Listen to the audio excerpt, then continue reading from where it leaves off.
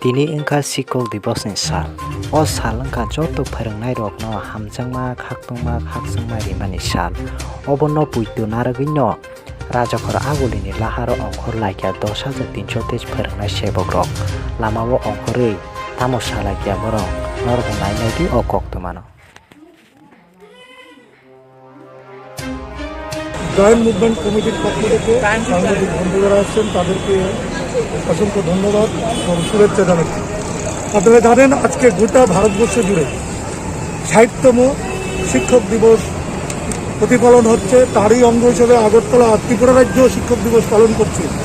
আমরা শিক্ষক দিবসের দিন আজকে রাস্তায় আপনাদের কাছে এই বার্তাটা দিতে চাই, যারা 10 বছর 7 বছর দায়িত্ব নিয়ে স্কুলে পড়াশোনা করেছিলেন, আজকের দিনে দাঁড়িয়ে আমাদের সহকর্মীরা স্কুলে শিক্ষক দিবস পালন করবে, আর আমরা আগরতলা রাস্তায় দাঁড়িয়ে শিক্ষক দিবসের দিন কালো দিবস পালন করছি। তারই একটা উপলক্ষ আজকের এই দিনে দাঁড়িয়ে আমরা রাজ্য সরকারের কাছে বিনম্রভাবে বিনয়ের সহিত আবেদন করব, শিক্ষকদেরকে মূল্যায়ন দিতে শিখুন, শিক্ষকদেরকে স্কুলমুখী করুন।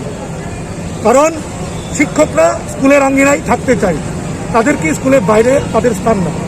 আমরা এই কালো দিবস দিন থেকে রাজ্য সরকারের কাছে বিনম্রভাবে আবার আবেদন করছি। এমনিতে আপনারা শুনতে পেয়েছেন 106 জন সহকর্মীকে হারিয়েছি। আমরা আর কোনো সহকর্মীকে হারাতে চাই না। শিক্ষকরা প্রচণ্ড আর্থিক সংকটের মধ্যে আছে, 19 মাস ধরে বেতন নেই, সংসার প্রতিপালন করতে খুব অসুবিধা হচ্ছে। ছোট ছোট বাচ্চাদেরকে ঠিকমতো দুবেলা খাবার দিতে পারছেন না, বৃদ্ধ পিতামাতাদের ওষুধের ব্যবস্থা করতে পারছেন না, ভালো স্কুলে ছেলেমেয়েদের পড়াশোনার ব্যবস্থা করছেন না। একদম বন্ধকর কঠিন পরিস্থিতির মধ্যে শিক্ষকদের জীবন অতিবাহিত হচ্ছে। আমরা আর পারছি না। আমরা বারংবার রাজ্য সরকারের কাছে দাবি করছি, আজকের দিনে দাঁড়িয়ে আমাদের দুঃখ হচ্ছে, আজকে আমাদের স্কুলে থাকার কথা, আজকে আমরা রাজপথে কালো দিবস পালন করছি। কারণ এই সরকার শিক্ষকদেরকে মূল্যায়ন দিতে জানে না। আমাদের কোনো দোষ নেই, অন্যায় নেই, নিরপরাধ আমাদেরকে স্কুলের বাইরে রেখেছে, ষড়যন্ত্র করে আমাদেরকে বাড়ি পাঠিয়ে দিয়েছে। আমরা চাই পুনরায় আবার স্কুলে কর্মক্ষেত্রে গিয়ে আমাদের যে ছোট ছোট বাচ্চারা, তাদেরকে পড়াশোনা করাতে আমরা চাই।